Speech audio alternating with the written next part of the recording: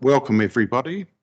My name is Jonathan Kings. I'm the New Zealand Ambassador to Thailand, and I am very pleased to have this opportunity to host this side event along with ESCAP.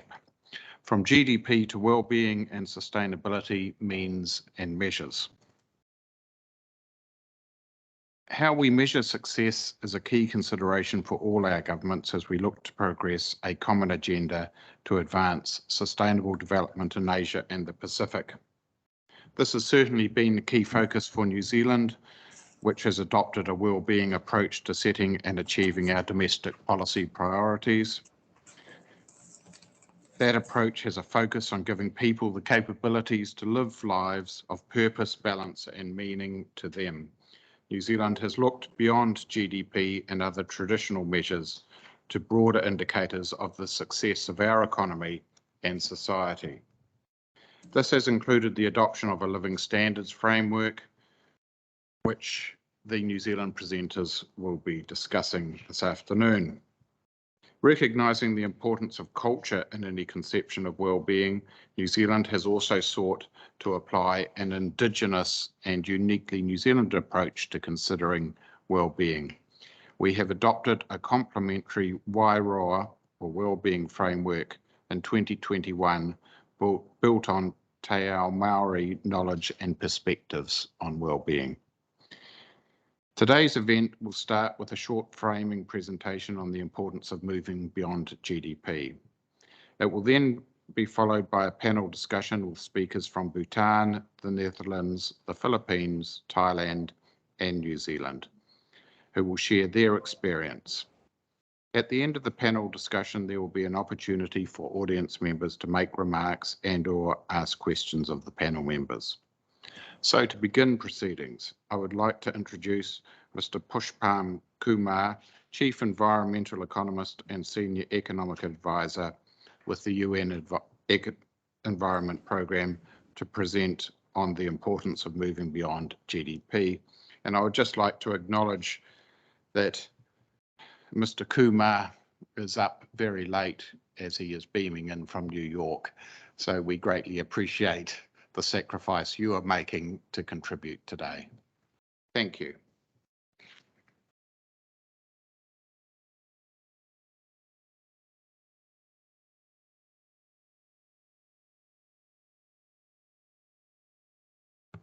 Can you hear me now? Yes, we can hear you. Okay, Excellencies, experts, and colleagues. I'm very pleased to be here, and just to give a brief narrative that why do we need to move beyond GDP as a measure of progress and as a measure of sustainability.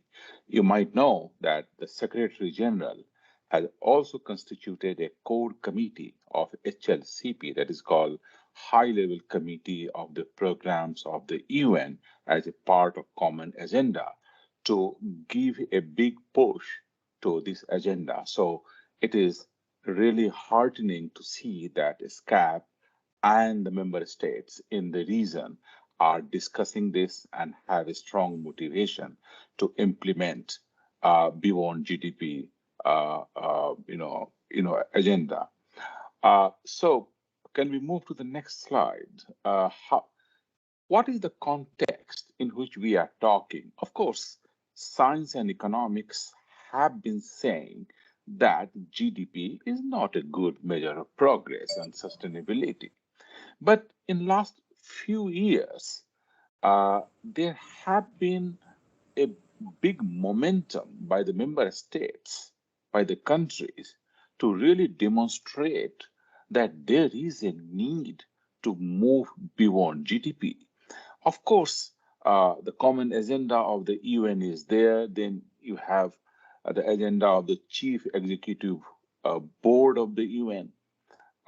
But besides that, individual countries like France or UK or even other countries in the South, they have their individual effort to show that there is a need. So Joseph Restiglet, Fitoussi and Seine in case of France, last year Sir Partha Dasgupta in UK writing the review for Treasury, they all have pointed that we need to move beyond GDP. But what do we do to move beyond GDP? One agenda, one way could be that we supplement GDP with some other dashboard measures, and the country can take it further. And strengthen GDP.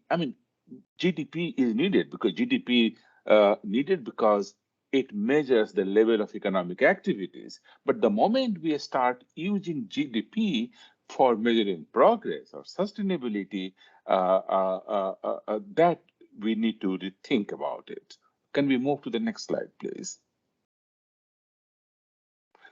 So those individual countries and the agenda are there, but every week or every month, we see the countries or the group of countries coming further and talking about it. You might have heard last month, 22nd of April, White House, the president, his committee announced that they will do natural capital accounting.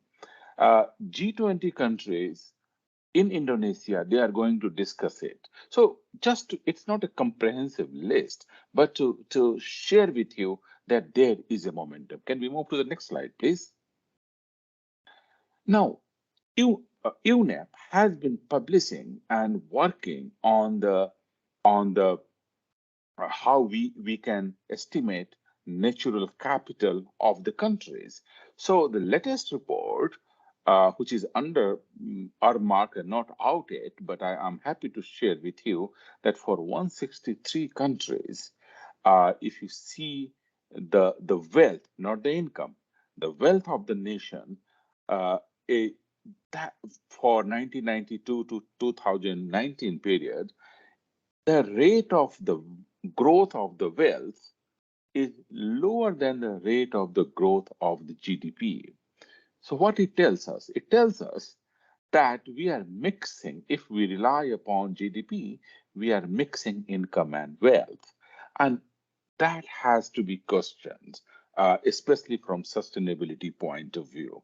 In this diagram, you can see that GDP per capita, wealth per capita, human capital per capita, natural capital per capita, produced capital per capita, they are on rise, but natural capital per capita is on decline.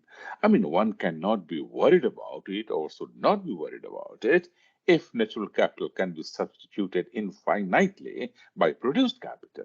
But that does not happen, as the experience and the empirical evidences are saying. So we need to be worried. And for that reason, we need to keep wealth, the natural assets, and all kind of assets for that matter, on the radar, not only GDP alone.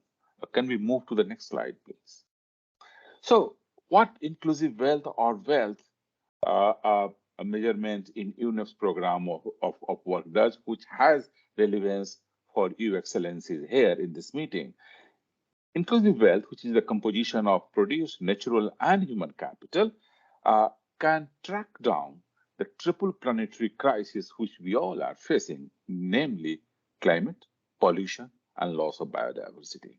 It can also make restoration justifiable. Please remember, we are in the UN decades of restoration until 2030. Can I just ask you to, we've got about just under a minute left. Thanks. Okay. It also better measures the nexus between planetary health and human well-being. And also it provides a good basis to implement circular and green economy. So I think that is the rationale to go for the wealth. Can we go to the next slide, please? And so what are the strategic interventions for this group to consider in their respective countries and the agencies? Number one, we have to link the wealth measurement with the financial institutions national treasuries, and the development sectors. Only then it can get integrated and mainstreamed, and a sustainable fiscal, monetary, and trade policy can be in place.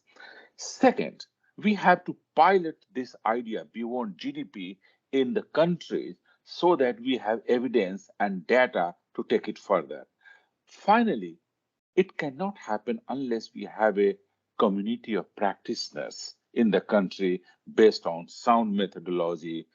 They consider unit of scale, the valuation methods in a way which becomes credible and comparable across the countries. So these are the three things this group might like to focus on as a means to implement the agenda called Beyond GDP to measure progress and sustainability. I will stop here and thank you very much. Thank you so much. Thank you, Ambassador. Thank you, Pushpam.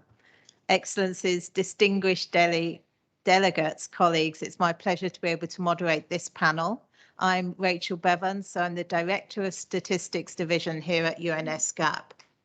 And we've asked 5 countries today to talk about their experiences of how they've been moving beyond GDP. We've asked them to talk about what they see as the shortcomings of GDP and what's actually motivated them in this work to go beyond GDP. What are some of the new measures that they're using?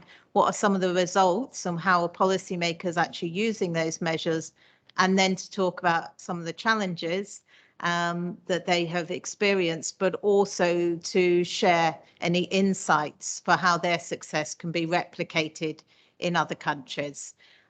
I would like to say we are very short of time because we've got 5 countries to actually speak, but I just wanted to also say, although this room seems a little bit empty, we have now got well over 90 people who've logged in and joining us. So I think that just shows the interest that there is in this whole issue. So thank you to everyone online as well as in the room.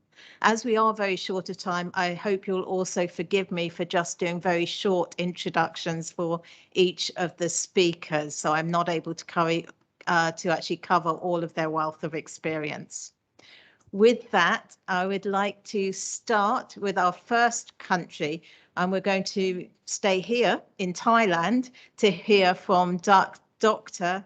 Arnunchanog Sakondavat, who's an expert in economic modelling at the Office of the National Economic and Social Development Council in Thailand. So over to you, please, and we'll just do a quick reminder when we're near time. Thank you. Thank you very much. Let me share the slide.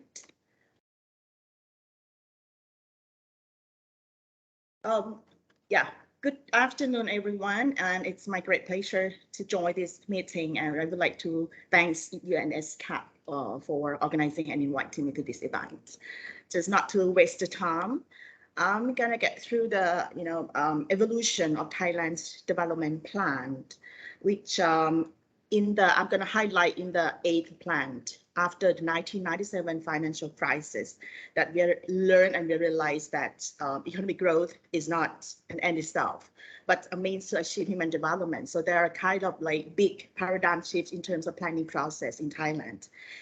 The first would be in terms of human-centered development. The second would be bottom-up planning process. And the third would be that the adoption of the sufficiency economy philosophy initiated by our King Rama IX. So this is the 3 key paradigm shifts after the 8th development plans. And this is the first time that we adopt the concept of well-being index. This is to show the development outcomes of Thailand. You see here that we have achieved very satisfactory growth rate of on average by 6% growth over the past 5 decades. However, in terms of the quality of growth, we still experience with a very low economic restructuring, and so the productivity still remain relatively low compared to other countries. In terms of the human capital as well, in particular in terms of the quality of labors, and also in terms of income inequality, we still experience with a quite high income gap between the richest and the poorest. So we learned that focusing in terms of economic growth is not sufficient, but also need to focus in terms of inclusivity and also put people as the center of development. This is in terms of the history and the overall, Thailand's well-being index, we have about 5 key major index since the 8th national plans, as I mentioned, that we used the well-being indicator as a key indicator to monitor and evaluate the national plan. During the 8th plan, the first will be so-called well-being index. This is following the concept of HDI, including health living standard, knowledge, working life, income, and income distribution. Moving forward to the 9th plan, during 2002 and 2006, we have 2 major index. The first was so-called economic strength index. This is as a result of the 1997 financial crisis. We realized the importance of the self-immunity and self-resiliency. So we conduct the index with, the key components of economic self-reliance, economic immunity, resilience to global situation, economic stability, and also the benefits distribution. The second, during the 9th plan, is what's so-called Sustainable Development Index. This is following the focus from the Rio Summit, which emphasized on natural resource and also environment dimension. Moving towards the 10th plan, in 2008, we conduct what's so-called Green and Happiness Index.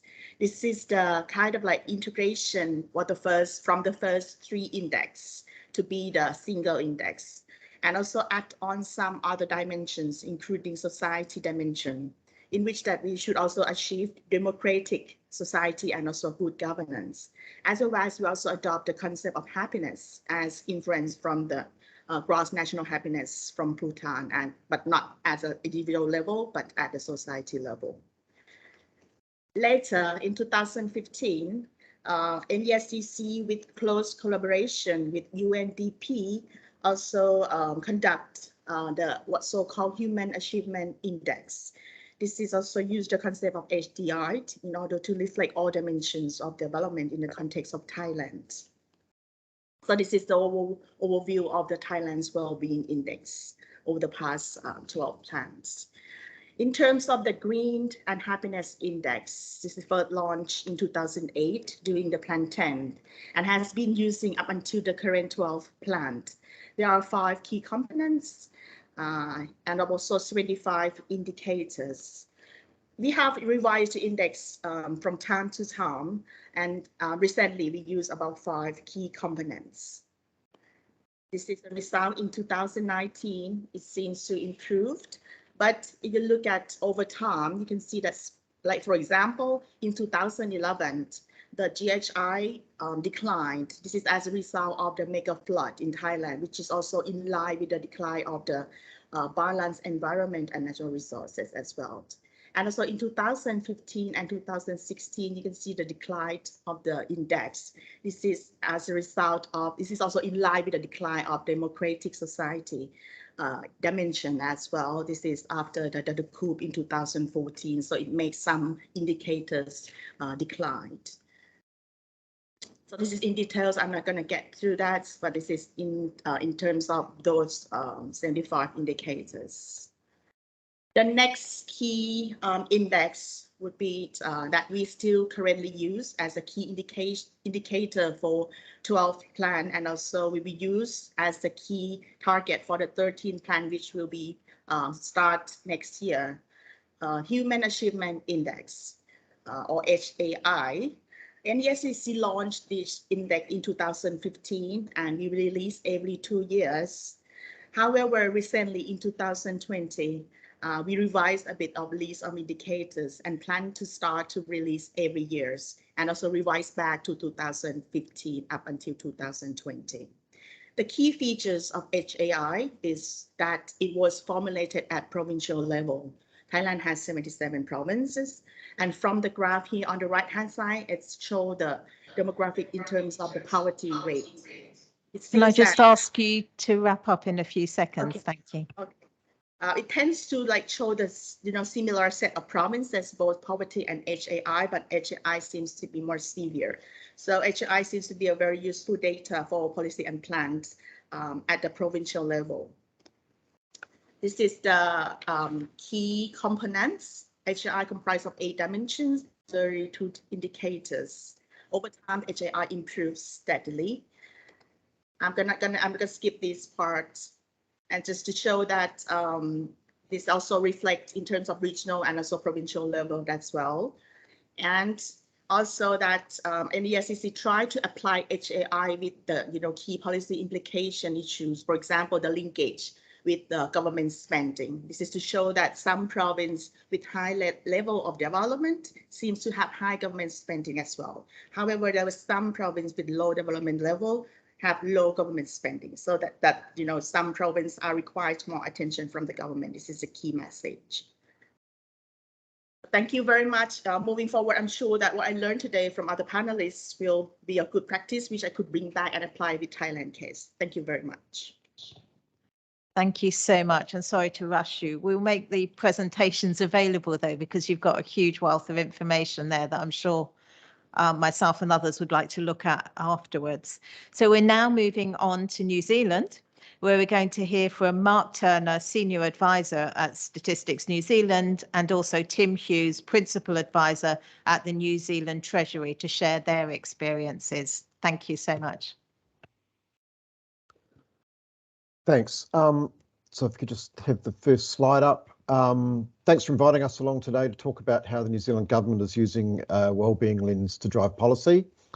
I'm going to talk about indicators Aotearoa, and my colleague Tim is going to talk about the Living Standards Framework. So if you just put up the next slide, please. Just going to briefly look at the background to the Beyond GDP work in New Zealand, and then I'll talk about indicators Aotearoa from Statistics New Zealand, and Tim will talk about the Living Standards Framework and then some reflections on the application in our budgets. So if you could put the next slide up, please. So the Living Standards Framework was developed to support the Treasury to consider the range of things that matter to New Zealanders, including social outcomes. And the first one was published in 2011. In 2015, due to our Environmental Reporting Act, there was a need to consider more environmental factors, so these were brought in as well. And since 2017, our government, there's been a focus on wellbeing, and this led to the development of indicators Aotearoa in 2018 that I work on. And this in turn led in 2019 to the government announcing the first wellbeing budget. So yeah, thank you. Just looking at the slide here, this kind of shows how the Stats New Zealand work that I do on indicators Aotearoa fits with the Living Standards Framework that Tim works on. So looking on the left, indicators Aotearoa is a series of indicators, 109 that were chosen from talking to the general public and experts in government and academia around what are the things that really make up New Zealand's wellbeing. So these factors are used along with other indicators on a range of policy and other things. So we've got child wellbeing and environmental reporting, and the main one here of interest, of course, today is the Living Standards Framework. So the indicators that we have feed into this, and then that in turn feeds into strategic policy making and government decision making. Next slide, please.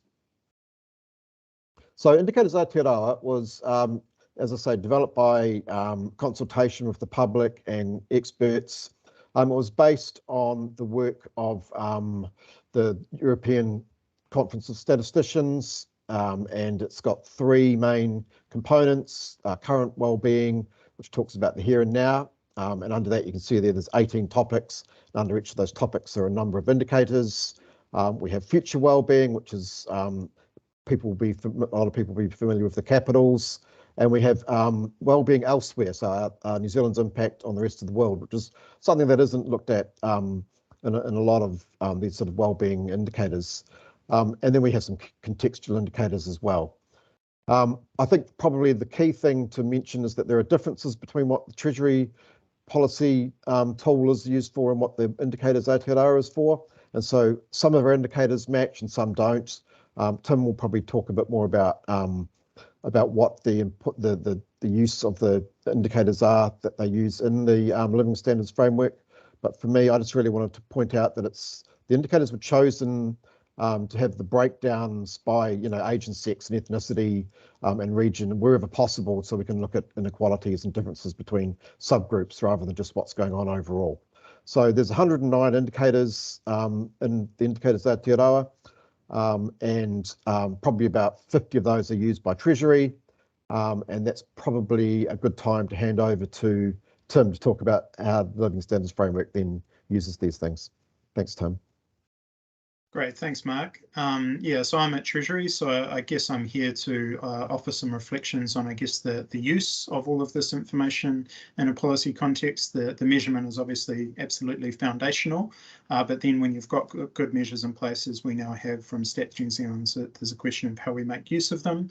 So that's what we've got our Living Standards Framework for. I'm not going to dwell on the framework itself. There's a lot of information on our website if you're interested in that, but I guess the thing we use it for is to get our analysts in Treasury to apply these concepts in a pragmatic way. So I'll just offer a few quick reflections on some of our experiences there. If you go to the next slide. I guess the first one is that a lot of this conversation takes place at a national macro kind of level, but when it comes to making use of the information in a policy context, a lot of that is very micro. So if you go to that next slide, just a couple of points there about the need to, in a Treasury, integrate some of this thinking into the practical tools that we use, like cost-benefit analysis, our business case processes, our regulatory assessments, and so on. And one recent change to our framework that I will mention is that we've added a new institutional layer in the middle, because thinking about the relative role of different actors in society and governing for wellbeing is a really important part of the policy process. If you go to the next slide, a second reflection is that it's easier to make the negative case against GDP in the system of national accounts. A lot of people are on board with that, but when it comes to making a positive case for an alternative, you quickly run into the fact that wellbeing is understood quite differently by different people. And in terms of building a consensus for change, there's quite a bit of effort required in engaging with that and acknowledging that difference. So if you move to the next slide, that's just a little example of how our previous version of our Living Standards Framework was criticised for being too closely aligned to the OECD. So if you go to the next slide, we've resolved that by amending both our Living Standards Framework to acknowledge in particular the importance of culture as underpinning all four aspects of our wealth and important to sustain into the future to protect the well-being of future generations. But we've also got alternative frameworks to use alongside it, particularly a framework to acknowledge the way in which well-being is understood by Indigenous New Zealanders, and that's Hiara Waiora there. And just final reflection, final slide, is that I guess some of the beyond GDP language sometimes reads as anti-GDP, and this conversation can sometimes take place alongside the conventional halls of economic discussion. So we've worked hard to try and integrate these concerns into conventional economic analysis and bring traditional economists with us. And a big part of that is simply emphasising that the Living Standards Framework is just economics done well, and productivity, the role of firms and markets and wellbeing is a core part of that. Thanks very much. Thank you so much to both of you. We're now going to move to the Philippines. I'd like to ask Ms. Rosemary Edilon, the Undersecretary for National Economic and Development Authority, to make her remarks. Thank you very much. Yes, thank you very much. And first of all, thank you for this initiative talking about the GDP. Hopefully we're not being anti-GDP, but we just want to enhance it so that it fulfills its role of being able to help development planners. Ultimately, it's really about well-being. Listening to the first two countries, I see that we share the same frustrations about the GDP, but I think they have accomplished so much more in terms of trying to address these limitations. So just to say what we think are the major limitations of this GDP.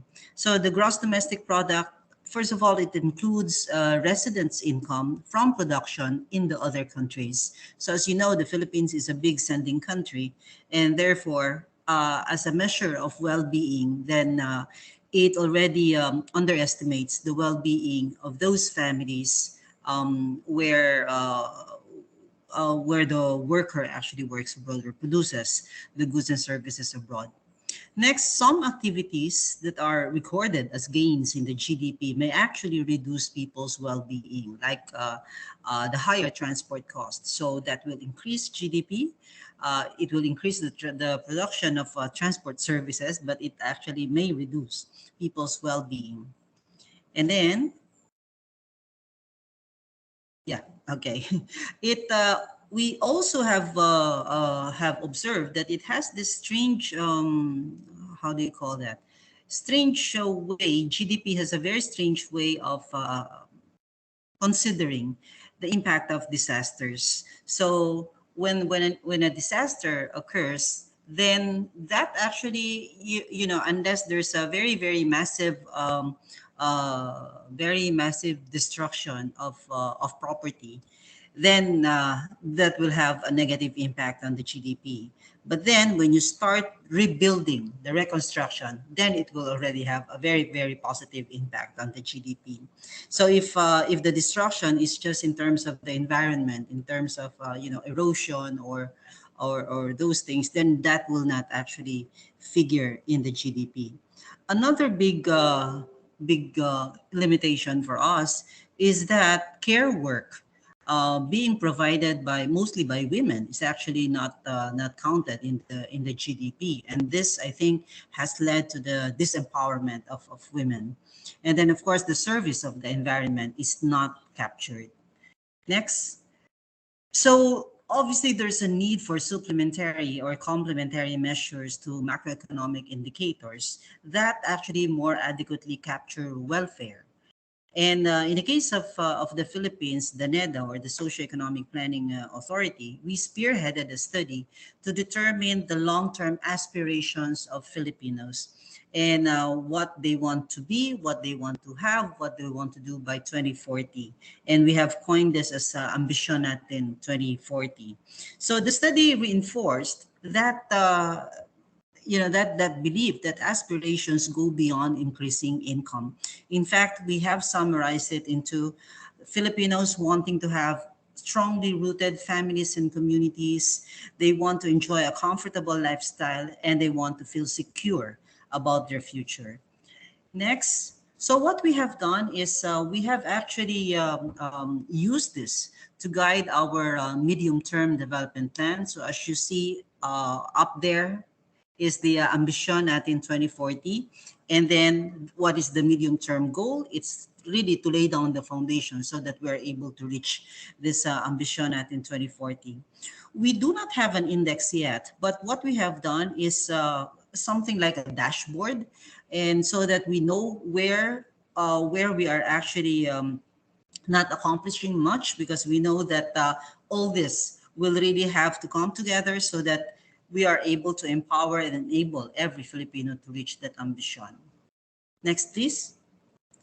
Pre-pandemic, we were actually developing a quality of life index for the Philippines. So it is really based on the ambition. So as you can see there on the bottom left of your screen, those are the three dimensions of the ambition: having strongly rooted family and community ties. The second one is on a comfortable lifestyle, which includes education, knowledge, material living conditions, and even recreation, sports, vacation, and then the secure life. So this is actually the framework that we were going to use for the quality of life index. But of course, we had the pandemic, and so this was actually shelved for 2 years, but we hope to be able to do this year. Next, please. So moving forward, these are actually our major considerations in developing the QLI. It should actually tell us, you know, progress of Philippine society, which is multidimensional, and it kind of tells us how far are we to being able to achieve this aspiration. So it's a combination of both objective and subjective indicators, and we want to be able to measure improvements as well in the quality of life. Next. Just to share with you the challenges, of course, the availability of data. Many of these subjective indicators are not being collected. And of course, there's also the problem of comparability. When there's an environmental and economic challenge, then we're thinking that we need to come up again with this determination of aspirations to find out if people now have, or Filipinos now have, a different set of aspirations. So just to share with you what we plan to do moving forward. Next, please. So we are again spearheading the conduct of a nationally and regionally representative survey, at least 22,000 samples, households, to elicit the responses for this quality of life index. We just hope, knock on wood, that we will be able to do this face-to-face interviews.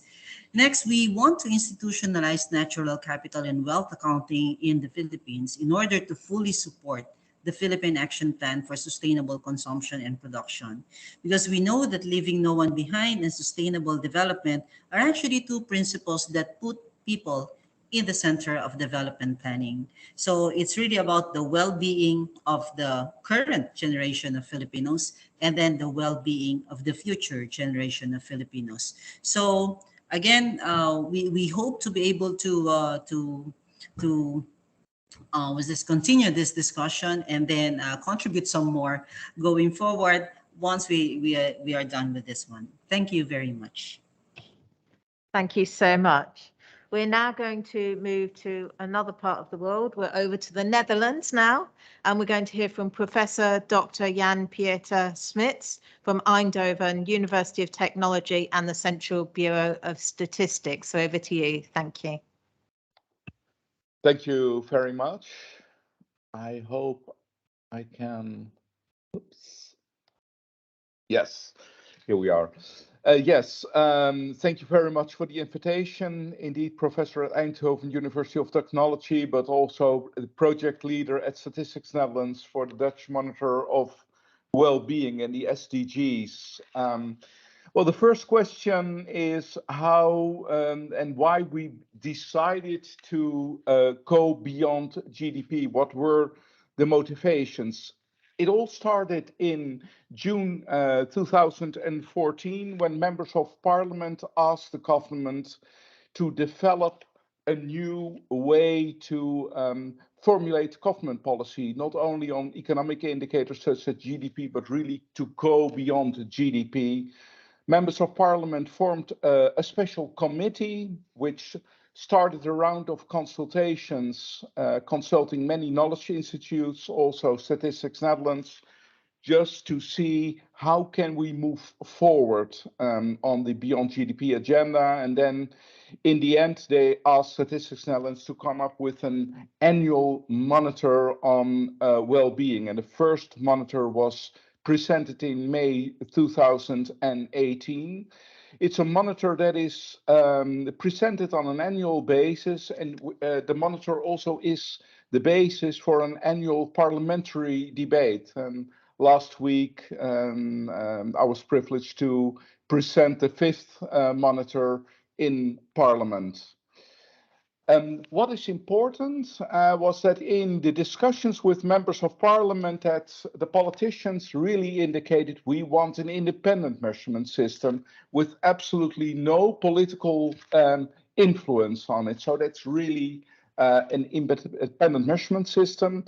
Also, of course, the question or the desire that was expressed address all well-being issues, not only the material ones, and pay due attention to the sustainability of well-being over time. Not only environmental sustainability, of course, that's part of it, the natural capital accounts, but also economic and social sustainability.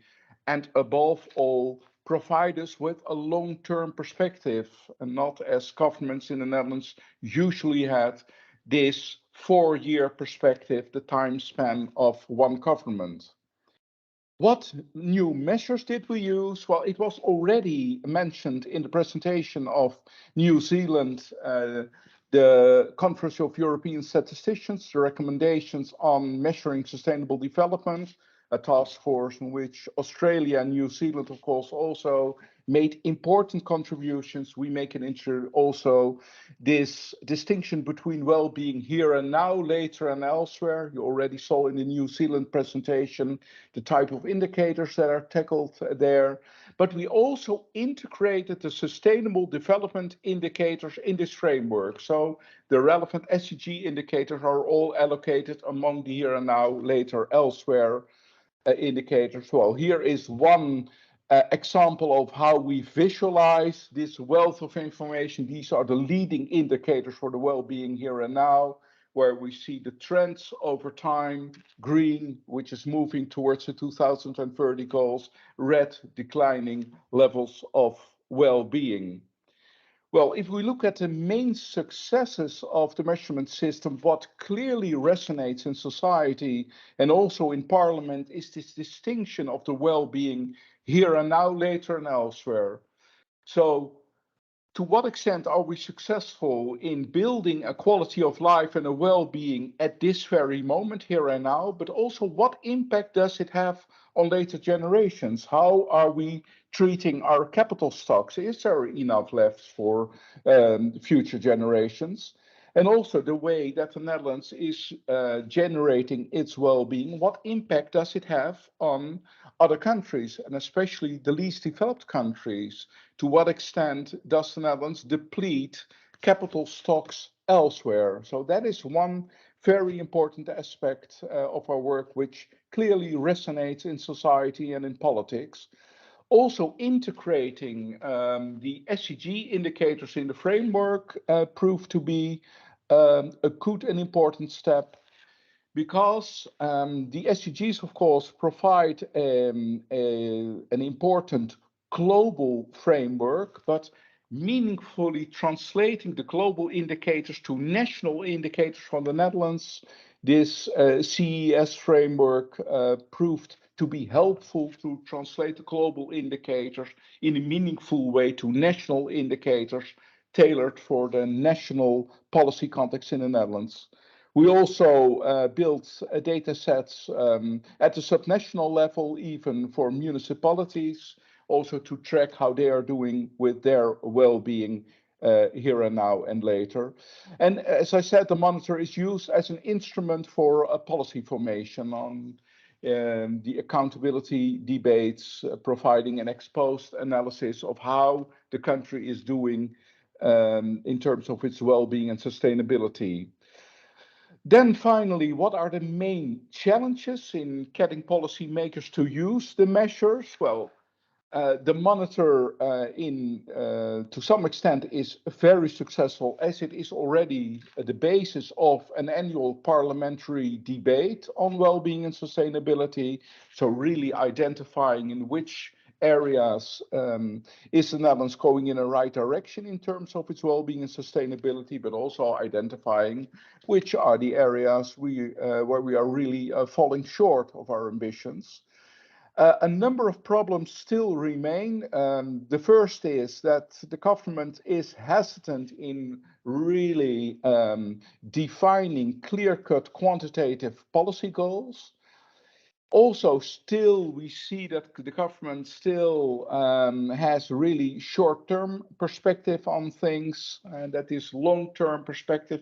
It's difficult to, for the government to really focus on the longer term. And if there are long-term goals, for example, the carbon-free and circular society in 2050, then it's very difficult for policymakers to see how you shape your path towards this ambitious 2050 goal. And finally, it's still difficult to engage citizens in the process. It's still well-being and sustainability pretty much seen as, a top-down approach, which citizens do not always feel that they are really part of the process. So that is also an area where we really need to move forward.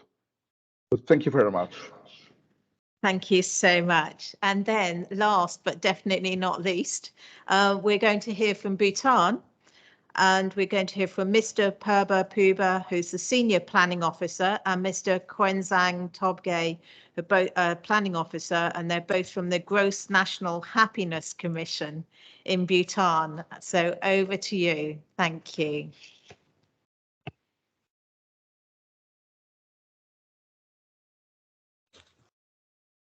Okay. Excellency, distinguished delegates, ladies and gentlemen, a very warm greetings from Bhutan.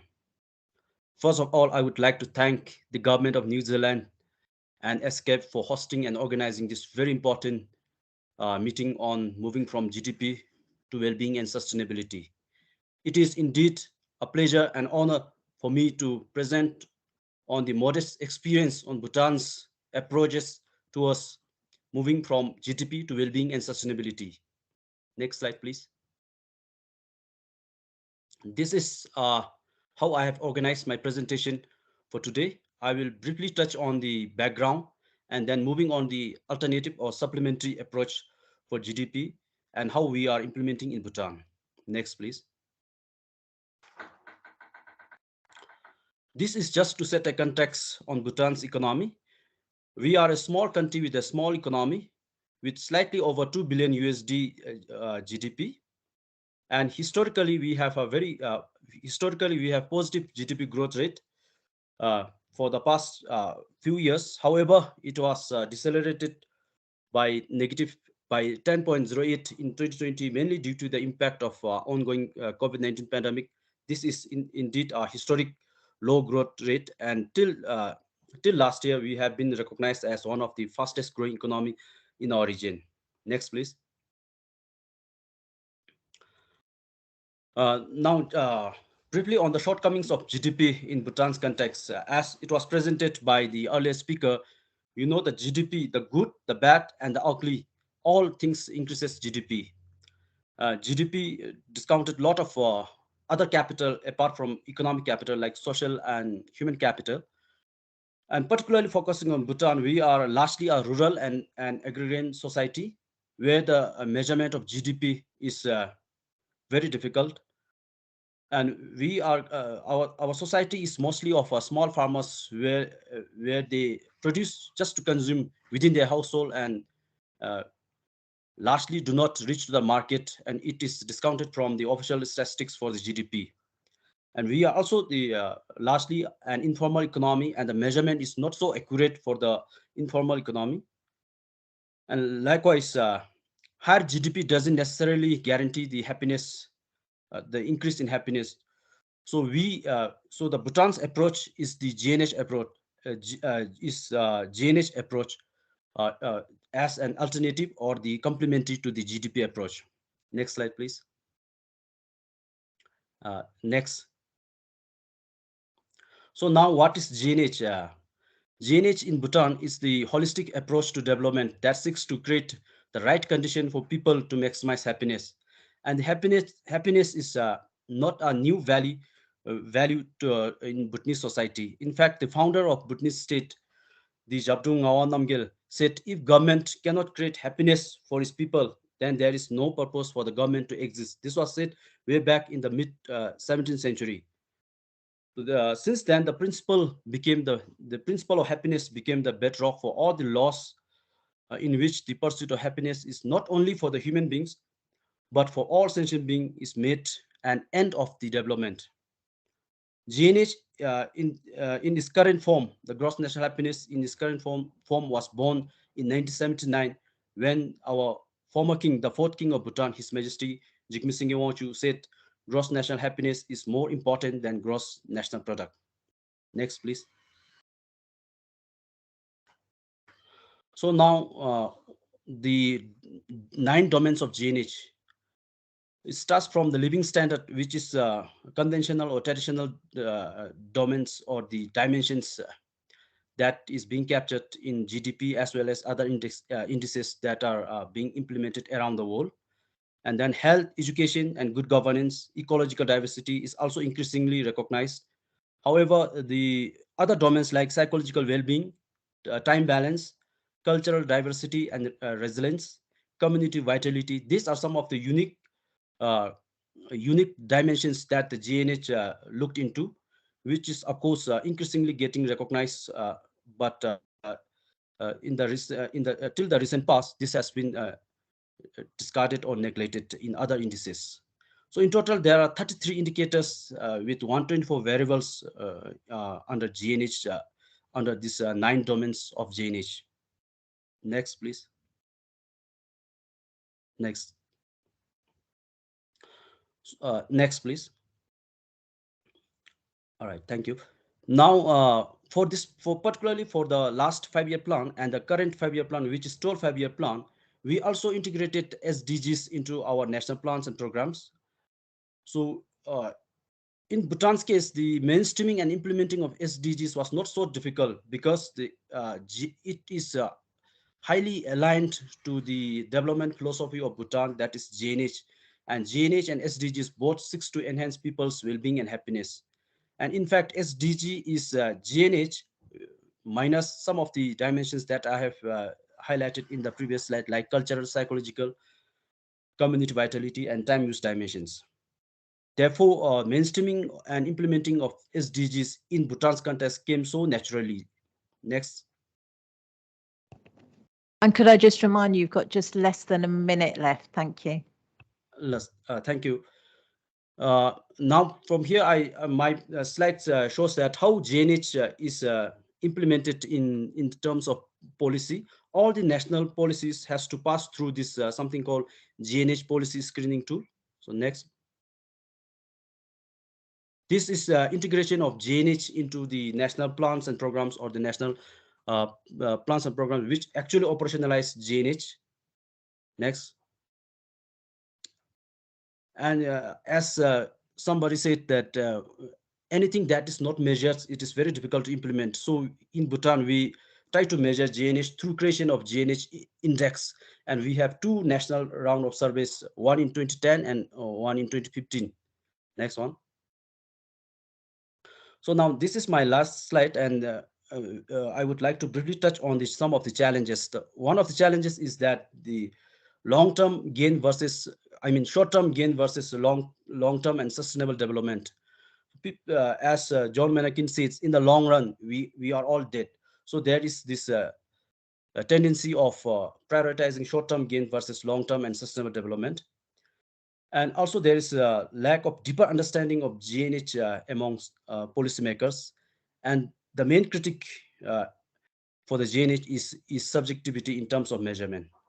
So in the conclusion, I would like to say that GNH does not dismiss the importance of economic development and consumption.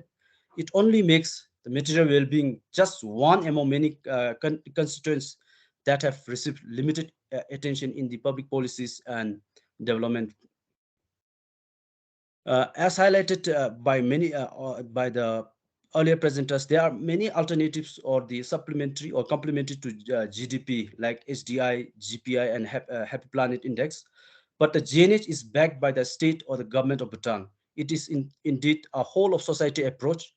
And we have enshrined the GNH in the Constitution of Bhutan, which is the mother of all the laws, saying that the state shall strive to promote those conditions that will enable the pursuit of gross national happiness. This ensures that the GNH surpasses or transcends the short-term political pledges over long-term, that transcends all the short-term political pledges, and GNH is pursued seriously in the country. So as I speak, the third round of GNH survey is going on at the moment, and in a few months' time, we will be able to see the new data or the evidence from the GNH, and this will be available for all to investigate. And if it is appropriate, then the other countries or the other organizations can replicate in their own ways. Thank you so much for this opportunity. Thank you so much for sharing those remarks. I've just been asked as well if we could give the floor just very briefly to Dr. Saeed Yahya Clarkey from Deputy Secretary General at ECO to deliver some quick remarks. So if we go over to him, and then we will probably run out of time and not be able to do any questions and answers. But if you put them in the chat, we'll see if we can round those up and our speakers can respond that way. And after that, we'll go back to the ambassador. Thank you very much. Over to you, Dr. Syed.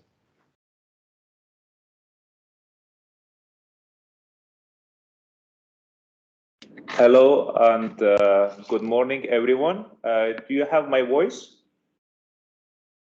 Okay, good. Thank you very much. This is Syed Yahya Akhlaqi. I'm Deputy Secretary General in Economic Cooperation Organization. First of all, I would like to thank you for giving floor to me. And I just want to briefly discuss about the activities of ECO in terms of enhancing GDP of 10 member states that we have in our organizations. Member states of ECO comprises of Turkey, Iran, Pakistan, Afghanistan, Tajikistan, Uzbekistan, Kyrgyzstan, Kazakhstan, and Azerbaijan. We are 10 member states in this organization. Our organization has a project-oriented approach by defining projects and following up with implementing the projects in agriculture area, industry area, transport area, special economic zones area. We are going to enhance the GDP and welfare of the member states.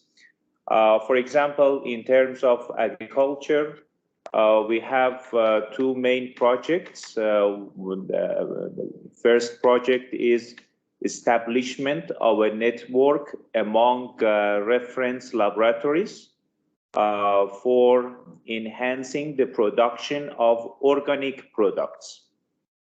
The second project is establishment of a network among selected slaughterhouses for enhancing intra-trade of meat and